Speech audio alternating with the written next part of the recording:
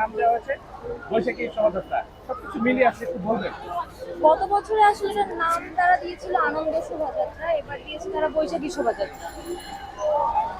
মঙ্গল শব্দে অনেকেরই সমস্যা দেখা যাচ্ছে। আমার মনে হয় যে মঙ্গল শব্দটা হচ্ছে বাঙালি শব্দ। তো আম, বাংলাদেশিরা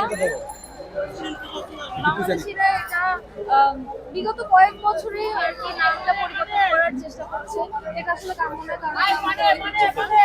আমরা বহু বছর ধরে এটা মঙ্গল শোভাযাত্রা হিসেবেই পালন করে আসছি।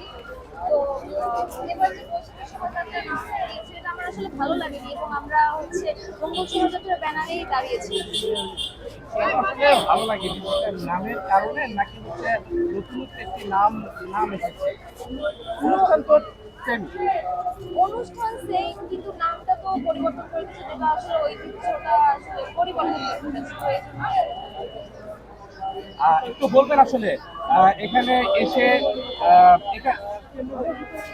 পান্তা ইলিশ খাওয়া হয়েছে কিনা, এবং আজকে সারাদিনে কি কি প্ল্যান রয়েছে এইভাবে বলো। এখনো আসলে পান্তা ইলিশ খাওয়া হয়নি, সকালে খুব তাড়াতাড়ি করে আসতে হয়েছে। তো ভাবতেছি আর কি দুপুরে খাওয়ার চেষ্টা করবো। অ্যান্ড প্ল্যান হচ্ছে তো এখানে ঘুরে দেখা ঢাবিতে, এরপর রমনা বটমূলে একটু যাবো।